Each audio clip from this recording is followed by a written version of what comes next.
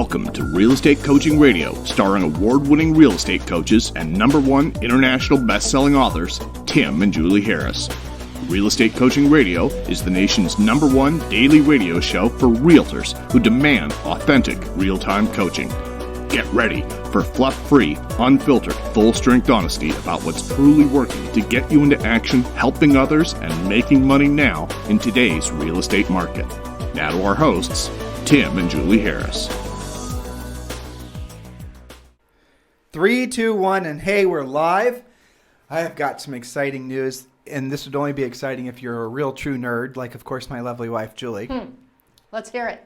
Okay, so Julie's giving me a glare right now because she doesn't like me calling her a nerd, but here's the proof that she's a nerd. She actually does an exact copy of Yoda's voice.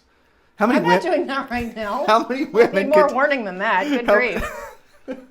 How many women could do Yoda's voice? No, I'm nerding out because our whole podcasting studio equipment finally arrived by carrier pigeon from Australia. So we're going to actually be able to finish setting up our studio, which I've been trying to do for the past 8 months. So I'm actually thrilled seeing it all there and at the same time intimidated because it's staring back at me saying, you're never going to figure me out. I know, and you haven't asked me to read the directions yet. So no, well, good. I'm going to try to do it myself. I'm actually going to try it on. Awesome. Well, here's why, Julie. Look at this. Did you see this? Good grief, man. Yeah, but look how much simpler. So I'm showing Julie what is probably a 2-foot by probably 18-inch instructions that are on pieces of cardboard with big pictures. So I think I can handle this.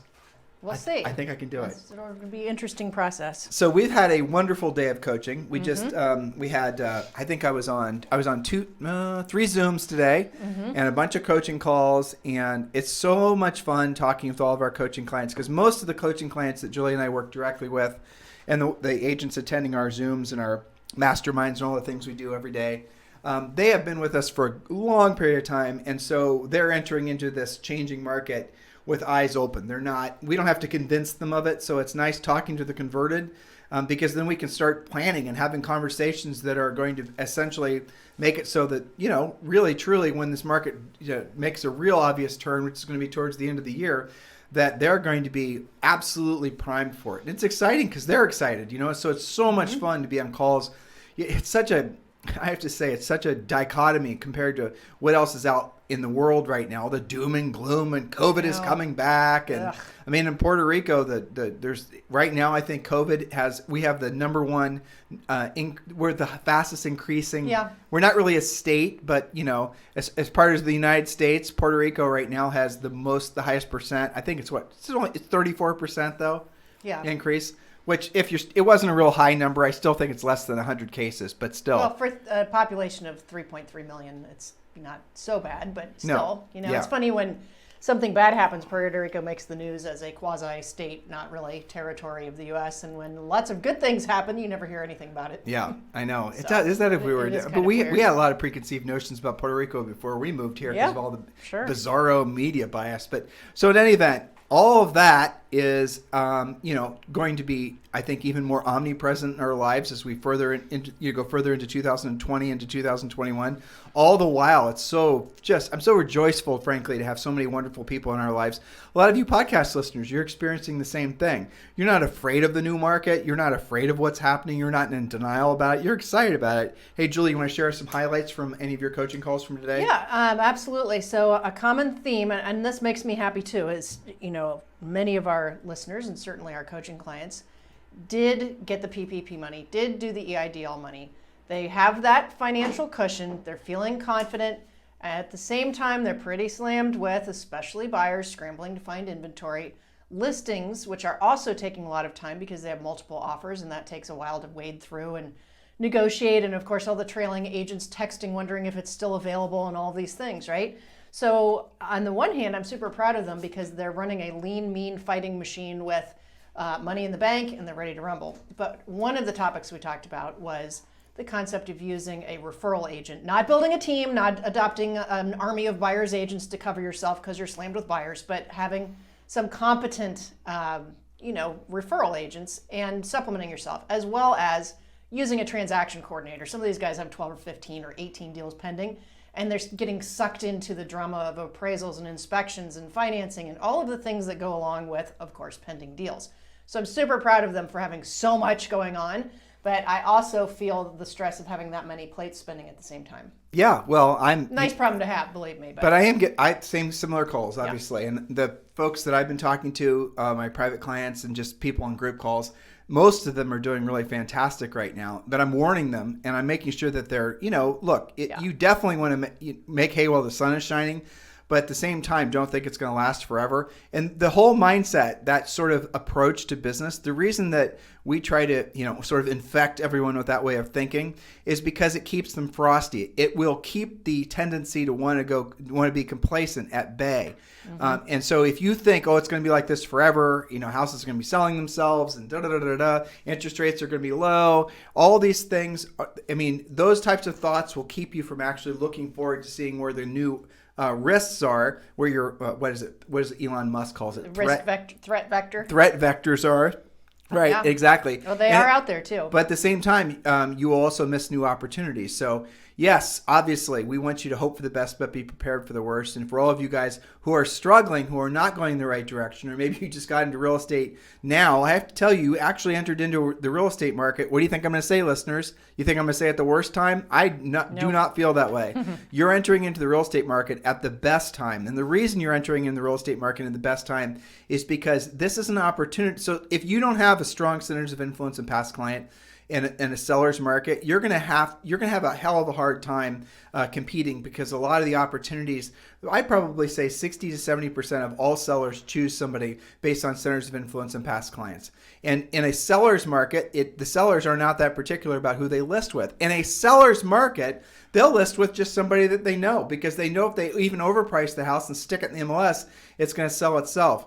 You guys see how you were at a disadvantage in the previous market, especially if you were a new agent and you didn't have a really huge center of influence and past client list? Well, guess what happens in a transitioning market, let alone a buyer's market? It becomes skills-based. Yes, the sellers might give a center of influence past client agent, someone they know. The seller might give that person a shot. But if that agent hasn't developed the skills to be able to solve that seller's prospective problems, then guess what happens? That means the new agent, who basically got the listing just because they maybe did a proactive lead generation call to them, maybe they did something that we teach them in a coaching program, and then they're out there with no previous contact with that seller, and they're winning the listing over the agent who would have easily had it maybe back when it was a seller's market. And it's because the agent who won it has the skill sets. They have accepted the fact that their highest and truest purpose on this planet is to be of service to others.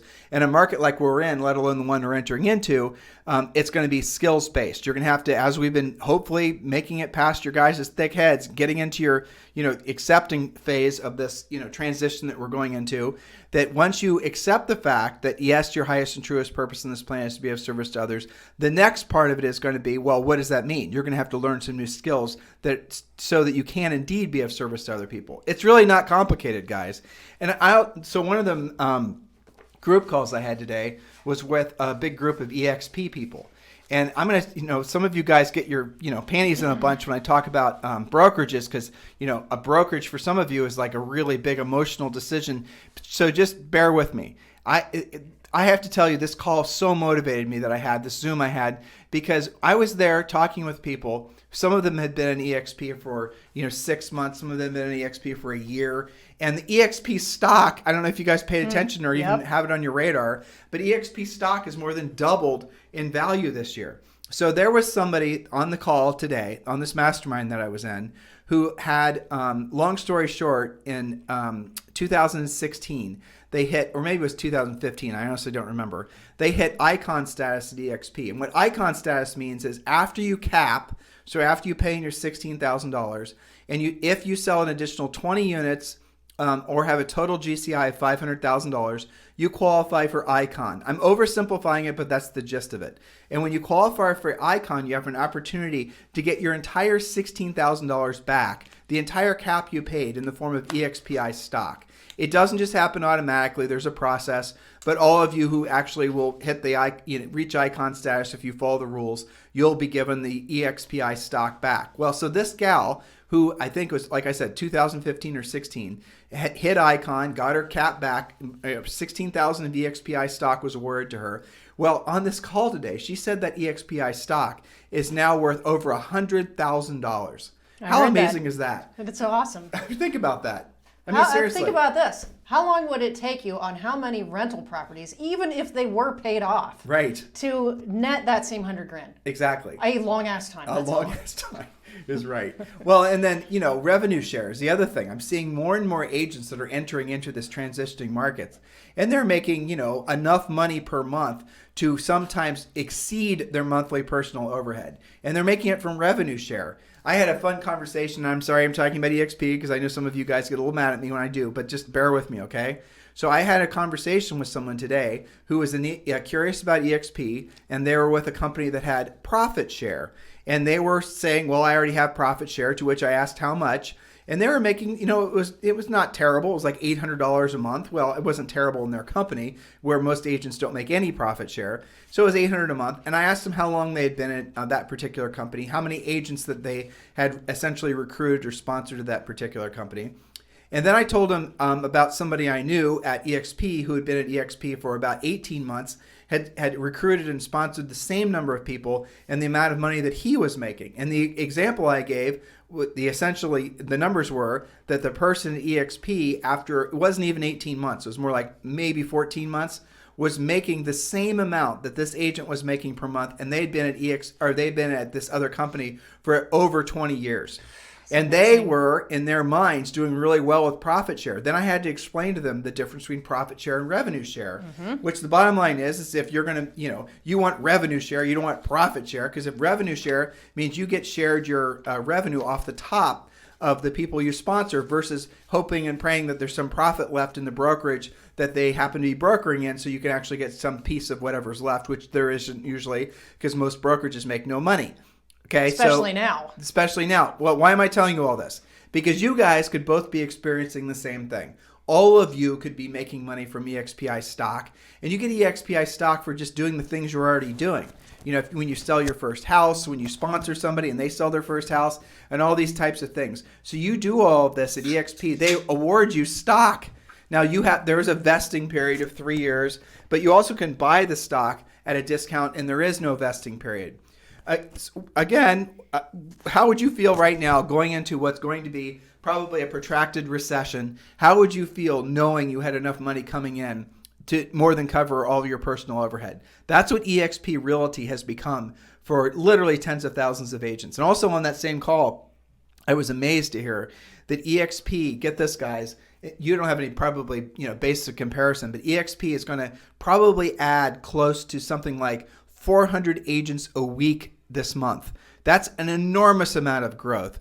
And so you see all these wonderful things happening, and I'm very enthusiastic and excited because I see all the direct impact it's having in a positive way on agents' lives. I mean, again, how would you feel right now going into this recession or this depression or whatever the hell it's going to be, knowing you had the financial security to more than cover all of your bills? And so when you sold real estate, it could go to whatever you wanted to, maybe picking up some bargains in the real estate market, or maybe the money you made from real estate you could donate the money, or you could pay off old debts, or you could just do whatever you wanted to do.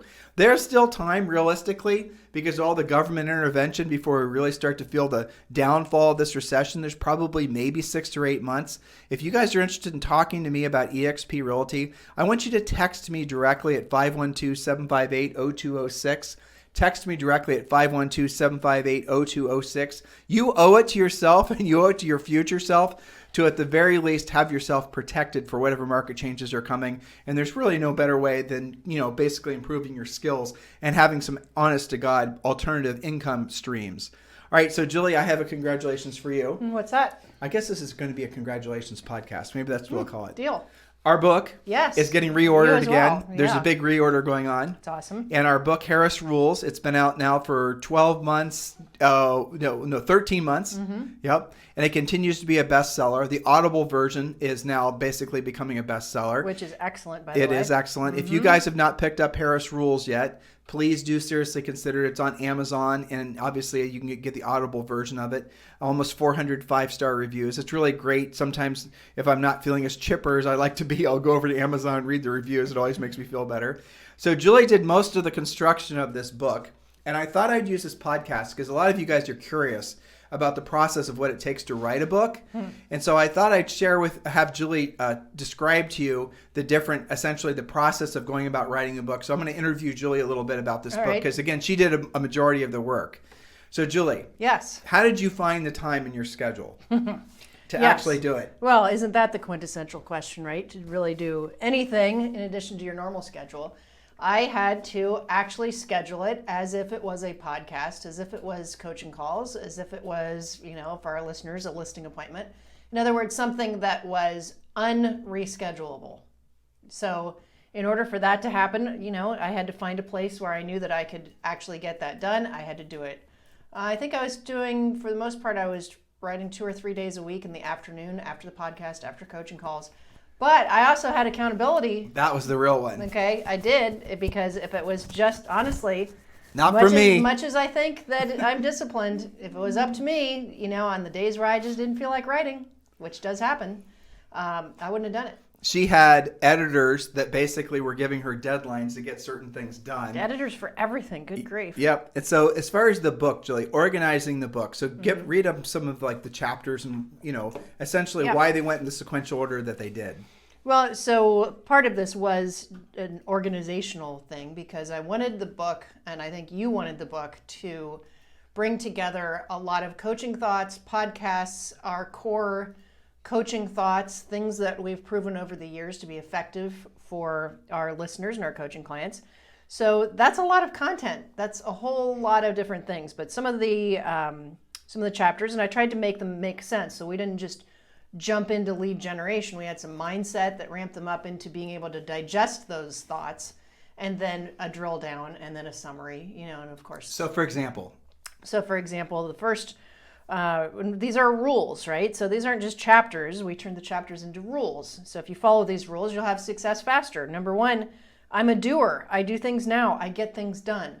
We've talked about this on podcasts before because it's your responsibility. We talked about it yesterday. You're here. So that's Harris rule number 1. I'm a doer. I get things done. I do things now. That is actually a procrastination defeat strategy. Right. Okay. Which you yourself employed in your own life. All the time. Yes. I probably say that 100 times a day.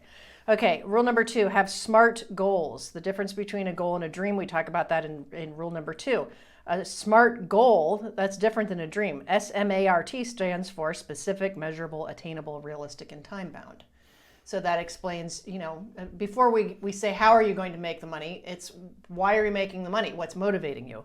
So rule number 3, give up your scarcity mindset and embrace abundance. Still staying kind of deep in mindset so that we can actually accomplish something That's later. a deep chapter, though, because that whole scarcity thing goes deeper than people really think. Way. And the series that we just finished up of "Don't Ever Say These Things to Yourself," we could have easily called it. This is. Are you saying your scarcity mindset starts with these thoughts, right? That's right. Because that really is where it all starts from. That's true. In fact, for our coaching members, we have a big section in a chart comparing how somebody who's scarcity minded versus abundance minded actually thinks, some of the things they say, and what their actions are. So, for example, a scarcity-minded person is always blaming somebody else. Yep. And they feel like there's only $1 to go around, and so if you have it, I can't have it. Well, but the scarcity mindset, too, is at the root of why a lot of people don't think that they can ever be rich, because they think, right, the rich have to take it from somebody else in order for them to get it. So when it's your money guilt. Exactly. But that's the scarcity mindset, believing there's only so much to go around. Mm-hmm. And hey, guys, just from a kind of a silly but real obvious practical perspective, if you think there's a scarcity of money, just remind yourself that the government's printed, over $10 trillion since, March. So clearly there's no scarcity of money. It's around. They could just fire up the printing presses. That's exactly right. So then, after we've ramped you up into these thoughts, rule number 4 is profit is your product. Another thing to stop being weird about. Profit is your product. Yes, good customer service and all the other things are too, but ultimately, would you do your next transaction for free? Well, so you and I worked on that one for a long time. And the whole point of that... We've done podcasts about that too. Right. And the whole reason that what got us there is because we have so many coaching clients that come to us just even now, but especially in a downturn. And they're essentially, a lot of them will have these huge teams, huge, brokerages, same thing, huge overhead, blah, blah, blah, blah. They have, and they always start, every time I have a free coaching call with one of these guys, it's always, I have this award, that award. I've been in the business this long. I've sold this many houses. And they just sort of keep on, flapping their jaws about all their acclaim. And it's because, and then I say, well, so with all, this is typically what I say, just to slow them down and really focus them. I say, so how much money do you think you've earned in like the past 5 years? And, it'll be some huge number. And I'll say, so with all that money you've earned, you must be a multimillionaire. And then they usually say nothing. Right. And the reason they say nothing is because they're not. And they're realizing I just cut through their ego. And what they had done without knowing it is they had actually exchanged, literally made a decision, albeit subconsciously, for the adulation of others. In other words, their ego became the thing that they're going to feed more than their own families and themselves financially. So they had never thought about, you have to make a decision either to be famous or to be rich, and which will you choose? And so many of them, without realizing it, chose fame and opposed to rich. Subconsciously. Because they want that, what's the word, Julie? What's the word that the greatest? Well, they want recognition. Recognition, that's it. Yeah. That's what most, so when you guys are, like, if you are all of us are so easily manipulated basically off recognition. When someone gives you a compliment, when you're given an award or a plaque, and what happens in a lot of, especially in the brokerage industry, is the brokerage industry knows that if you want to retain agents, what you do is you give them a lot of also, often under-earned praise or plaques or awards. And then they won't, because you gave them that feeling of recognition, they will not probably think to come to you and ask you for a better commission split, because you have given them something that for many of them is more of a motivating factor, recognition, than even money, because these agents aren't thinking like business people. They aren't realizing that their product truly is profit. And the other side of the product is profit conversation is you can, this is Julie and I learned this from asking, thousands of agents in front of live events. We'd say, what is your product? And they'd always say, happy customers, sold houses, and a bunch of touchy-feely words like that. And we'd say, all those things are true, but none of those things are relevant compared to what your true product is, which is profit. Profit is the ultimate output of any successful business. The more profit you create in your business, the more people you've helped, and the more successful, obviously the more efficient and smart of a business person you are. So why do most brokerages make less than 3% profit? Why do most teams make marginally more than that? Why is it that most real estate people never retire? Because they don't, and no one ever has told them that their product is profit. Next chapter. That's right. All right, so here's another shocking one. Rule number 5. Are you ready? Prospecting sucks. Do it anyway. Okay. Do you see how we couldn't start that with rule number 1? We had to work you into it. No one would buy the book. That's right. Prospecting sucks. Do it anyway. So prospecting is the deliberate pursuit of new business. That's all it is. You don't have to freak out and get hives because I said the word prospecting. But the most important part is do it anyway. It is your most important job. Nothing else happens in real estate if you're not prospecting, if you're not lead generating. Another great book you guys should read aside from Harris Rules is Jeb Blunt's book, Fanatical Prospecting. We've had him on the podcast before. Definitely read that book. Yep. And I'll just cut through all of it though. The social networking, anything that's passive, anything that doesn't put you in a position to potentially hear no directly, you're not really doing your job. And here's another thing that a mental and emotional challenge for yourself. Specifically, if you're not putting yourself in a position to hear no at least 5 times a day, you didn't work that day. That's right. Really the bottom line. And maybe your number's more, right? Maybe it's 10 times a day. If you didn't put yourself in a position to hear the word no, a certain amount of times that are determined, by the way, here's a little secret, guys. The number of contacts you make a day should be the same as the number of listings you need at all times to reach your real estate magic number. Your real estate magic number is the amount of money that you need at all times to meet or exceed your financial goals and hopes and dreams as well. If you, again, I know for some of you I'm speaking a foreign language right now. If you want to know what your real estate magic number is, if you want a copy of the book, not Harris Rules, but the Real Estate Treasure Map, just text the word survival to 31996. Text the word survival to 31996, and we're going to text you back a link to join the free coaching program. Don't be, confused about this. It's a smidge of the normal Premier Coaching program, but it does get you the Real Estate Treasure Map. It does get you the Ultimate Agent Survival Guide. It does get you the 90-Day Massive Action Plan and a lot of other stuff. So text the word survival to 31996, and we'll text you back a link so you can join the free coaching program. Next chapter. That's right. Okay, so rule number 6, don't be a one-spoke wonder. And we go pretty deep on that. I don't know how much you want to talk about spokes because they can get the book. Yeah, we can get but the explanation is the more spokes you have on your bicycle wheel, ideally you should have 7, lead generation wheel, bicycle wheel. Mm-hmm. Ideally you should have multiple spokes. And the one spoke wonders, those are the people that are almost always getting their business from buying buyer leads, that's their one spoke, or it's centers of influence and past clients. And ultimately, the problem is if you have a one-spoke wheel or a one-spoke lead generation business, it's so easy for that spoke to fail. Imagine rolling down the road with a bike wheel with one spoke, and you hit a little pebble in the road. How strong? What's the integrity of that wheel? It's going to crack. You're going to crash. Same thing happens with real estate agents that only have one spoke. So in our book and our coaching program, we help you to develop the correct spokes in the correct order so that you have the strongest lead generation wheel possible. And also, that same logic applies to building your financial future. You shouldn't have one source of income. You should work towards having income sources, ideally income sources that are not dependent on you doing a transaction. And that's what we talk about. I forget in what chapter in the book, but let's go through a couple more. Yes, you got it. Okay, so related to that, rule number 7, know your magic number. The magic number is the number of listings you have to have at all times. Active listings, by the way. Don't double count your pending listings. Active listings at all times that will generate enough business to meet or exceed your monthly goals, okay? So we talk about that. And again, we've had some podcasts about that as well. And again, if you want to know what your real estate magic number is, it's part of the real estate treasure map, which you get for free. Just text the word survival to 31996. Yes. And rule number 8, you must list to last, in case you were confused after you realized your magic number and got intimidated by that.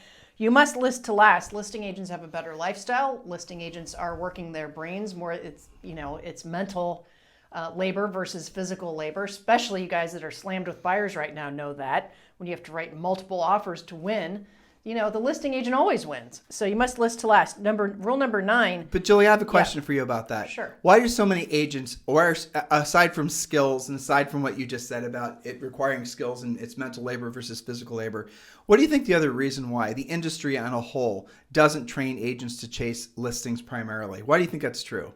I think the easy button is working with buyers. That's it. That's the answer. Well, they're easier to come by. Right. And generally, most of the time, they're getting something versus sometimes listings are losing something. Buyers are happier. They're more fun. You know what's hilarious to me? And maybe the word's not hilarious, but what's bizarre to me, is like getting buyer leads is so damn easy. I know. It's like shooting fish in a barrel, especially if you're a listing agent. And if you look at like when Zillow does their, they show their premier agent. Of course, they're not really, agents have figured it out about Zillow and all these buying buyer leads thing. But you look at how much money agents on a whole have spent buying buyer leads. I cannot believe it. And I'll approach that cannot believe it from 2 perspectives. I can't believe it because the industry, brokers, office managers haven't told agents that buying buyer leads is insanity and buyer leads are just everywhere. They're the easiest thing in the world to get. But I think maybe stretched my mind trying to think, well, why is it the industry's not telling them? Then a blinding flash of the obvious. It's because the brokers and the office managers that are in the industry, most of them have only been in the business for the last 10 years where buying buyer leads was normal. And so no one ever told them that buyer leads were easy to get. Yeah, it's like a way of life for them. Right. And no one ever told them that basically that you could generate buyer leads for free. And so because they grew up in the real estate industry where buying buyer leads since about 07, 08 was normal, they've then passed that really crappy, defective information off to so many of you. And then you just basically accept that that's the way it's supposed to be. But I'm here to tell you, buying buyer leads is the height of stupidity because you can generate buyer leads for free. Buyer leads are the easiest thing on planet Earth to create. Don't spend money on them. And I mean by don't spend money on them, don't spend money on social networking. Don't spend money on them buying leads from the lead portals. Don't buy buyer leads. You can generate themselves. Here's the answer. Generate listing leads. You focus on becoming a powerful listing agent. And from every one listing, Julie and I did a study on this. It was a long time ago, but I'm sure the information is still valid. For every one listing you have, if you just do a couple things to, basically open houses and things like that, you can generate usually between 30 and 50 buyer leads for free. Yeah, that's right. Even if you don't have a bunch of listing inventory or you don't have the right listing inventory, I had an agent on Premier Coaching the other day who was borrowing, a listing from somebody in his office. We started selling real estate. Yeah, you can still do open houses. I mean, there's nothing saying you can't do that. So You can create that. We also use the 800 number, 800 home hotline can create some action for you too, even if you don't have listings. So find out about that. All right. Next is rule number 9. Be the best listing agent in your market. 1-800-HOME-HOTLINE.com. If you guys have never checked that out, definitely check it out. It's one of the best. If we are to get back into real estate, we get this question all the time. What are the first, what would we do? We'd absolutely be proactive lead generators. We'd absolutely focus all of our energies on chasing sellers. And we'd absolutely use 800 Home Hotline. So Julie, what's the next chapter? Okay, so rule number 9. Be the best listing agent in your market. So that also is increasing your responsibility to get your skills on, right? So it's not just dabbling with listings. It's, some people feel like they're really great listing agents, but the only listings they've had has been friends and family repeat business. So being the best listing agent, we define what does that mean in that rule in that chapter. Let's see. The next one is rule number 10. I think you created this rule. Done is better than perfect. Actually, I didn't. You know who did? Was it Google or? No, Sheryl Sandberg. Was that, yeah. CEO of Facebook. Facebook, that's right. And it was pretty funny. She but said, you've adopted it and made it your own. Yeah. She came to Facebook and she was basically saying she was so frustrated with all these analytical engineer types wanting to make everything exactly perfect, which is hilarious. You can imagine. She's probably a driver type. I'm sure she is. And she was like, let's get it out. Let's get this product out. Let's get it done. Nope, just a couple more days, nothing, a couple more delays, the change of this, the change of that. So she said, done is the enemy, or perfect is the enemy. What was it again? Perfect is the enemy of done. Yeah, perfect is the enemy of done. Well, agents are so guilty of this, right? How long, listeners, and some of you are coaching members, have you been working on your pre-listing package? Exactly. How long do you take to make a home brochure? Right. It's dabbling, it's tweaking, it's polishing. Those things are not on the list of dollar productive activities. Yes, you have to do them. But here's the insidious part of that, though, too. How many people out there right now who call themselves coaches or trainers are actually teaching agents to do more things that are going to result in more procrastinating? I'm going to tell you how to run Facebook ads looking for buyers. I'm going to tell you how to do this little gimmicky thing on Instagram, or we're going to now be making videos for TikTok and all this other Mickey Mouse stuff. Why didn't you get results from it? Because you have to spend more time on your ads, your landing page. They're trying to make you into internet marketers. Yeah. And have you guys ever stopped to actually wonder whether those people actually know how to do any proactive lead generation? They don't, or they would never be doing that in the first place, because they know that stuff is an exercise in futility for the most part, right? You could maybe argue, and I think an argument is to be made, that Facebook ads increase awareness, but who cares? What difference does it make if you can go and have direct contact with, we don't have to go through all of them. Yeah. If you can go and have direct contact, and what we teach you in our coaching program is exactly who to call, exactly what to say, exactly how to actually answer and overcome objections and questions and whatnot. We teach you the whole exact process to put you right in front of people who absolutely want to sell their houses now. Why would you waste time trying to look for leads when leads are abundant all around you? It was Frederick Eklund, and he was on our podcast, and he said something was I love simple things, right? I remember what he said. Yeah, he said, Tim, every day I wake up and I walk outside of my, apartment in New York, and everywhere I go, I'm rubbing elbows with people that have to buy or sell real estate or lease real estate. There's not a place I can ever go in New York City where there's not somebody who is at least real estate curious. And he was absolutely right. And your lives are like that too. Now, we only got through the first, 10 rules? Yeah. 7 rules? 10. And how many rules are there in Harris Rules? Oh, let's see. 18. 18 rules. Plus a whole bunch of appendices. But, right, exactly. So you guys, this book was written for all of you. It gives you your A to Z exact how to build your real estate business. We do not waste time on fluff. We do not waste time on woo-woo. We do not waste time on anything that is not just factual and drilled down. We don't believe that any of you should be spending any time on that stuff that's not going to put you directly in the position to be of service to somebody and make you and yourself money, your family money. That is the goal. That is ultimately the purpose of having a business, and having a profit-driven business is something that doesn't seem like anybody's actually, essentially teaching you guys to do nowadays. In any aspect, go to the bookstore when the bookstore's open again. Go to Amazon. Look to see put in business, right? Put in the business section of Amazon and look to see how many books are actually written about profit. None of them are written about profit. They're all written about essentially doing things like social net. There's like this whole... Or they're very mindset-y. Or they're very mindset-y, right? Nobody actually gives you practical tech. And that might be the very reason why, in real estate at least, something like after 18 months, 85% of all the agents fail out of the real estate industry. Well, guess what? Similar statistics apply to any business startup, not just real estate. The failure rate for small businesses off the charts. Why? Because people don't spend their time doing the things that are going to put them in a position to help people and make money. Any thoughts, Julie? Well, I was just thinking about one of the questions I had on Premier Coaching the other day was, this is not the only time I get this. This is a pretty common thing that maybe once or twice a week. The agent was talking about, I'm a new agent and my broker told me I better start my geographic farm. Okay, and my first question always, and this is similar to where's the best place to buy buyer leads? I just asked the agent a simple question. So what's your budget for that? Exactly. And there's always silence. I hadn't even thought that a budget? I thought I was just supposed to spend it and pray to the real estate gods and then, remember it wasn't working. So then I call and ask them why, and whatever company it was will say, well, you haven't waited long enough. You haven't spent enough money. So Julie's skipping some steps, yada, yada. but that's the exact thing. You guys get into real estate and you go to somebody that tells you start your geographic farm. Well, okay, this is what you do. You start mailing people, or you start dropping off tchotchkes. You start doing this on a regular basis. In other words, they want you to start spending money. Throwing it on your credit card, right. Spending money you Building don't have. debt. With the idea that hopefully one day you will somehow magically be able to get some people calling you as a result of the cacophony of crap you've been dropping off at their door. Now, what would be the broker's motivation aside from, let's just say he wants to help you be productive? Well, the broker is essentially co-opting you to market his brokerage in that particular area, because on all those postcards inevitably would be the broker's information. Right, listeners? Mm-hmm. Does this make sense? What Julie and I teach you to do is we teach you to go into that same very neighborhood and just contact the people who already have their hands in the air saying, yes, I want to sell my house.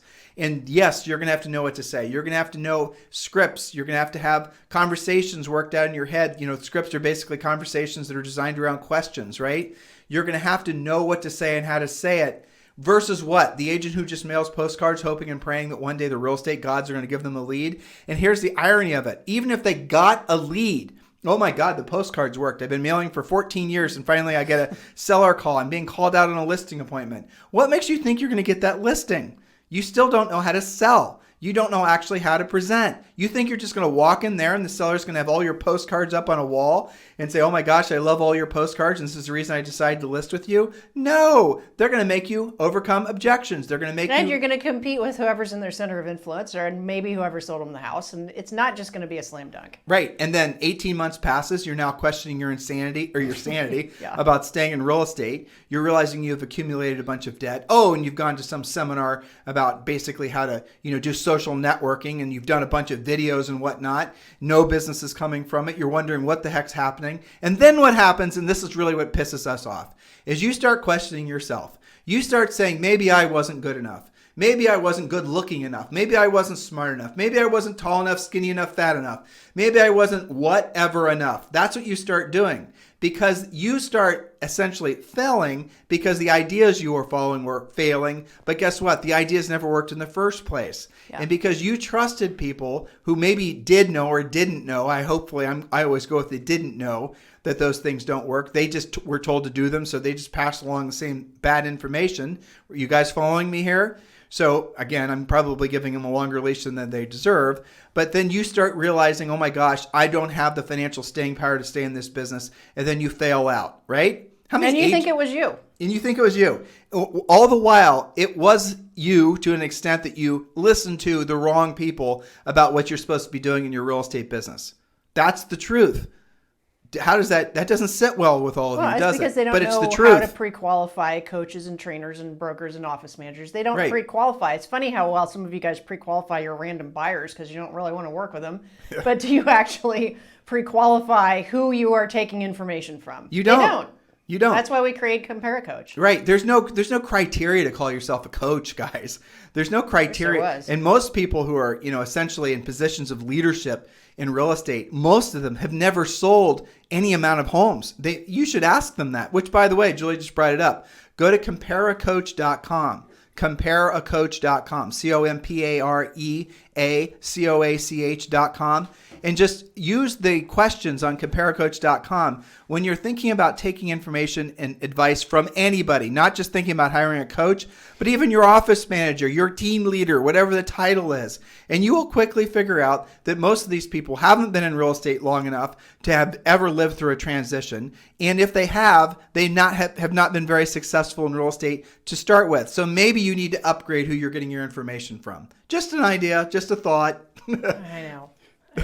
Any That's closing right. thoughts? Well, I mean, I remember there was one of our clients said that I think it was their office manager said, why are you calling expired? People only do that till they can afford to buy buyer leads. Oh, gross. What? Who is this person? No, that's not okay. So, there's a lot of misinformation out there, and, go to comparecoach.com and figure it out. But, so how do you get the book? You go to Amazon is the best place. And when Barnes, we've seen it for sale at airports. We've seen it for sale everywhere. So at Target, but since most of you are grounded to your home offices. Uh-oh, you're getting a call.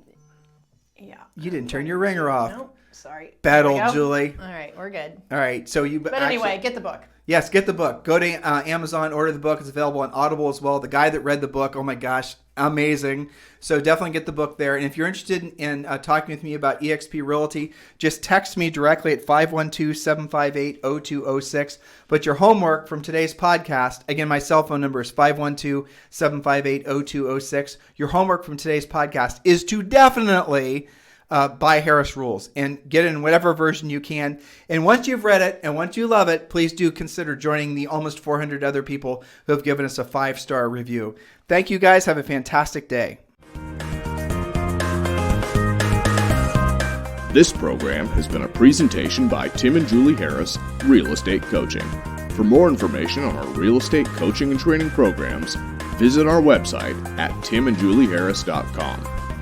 Remember to tune in weekdays at noon for upcoming shows. And until next time, thank you for listening to Real Estate Coaching Radio with Tim and Julie Harris.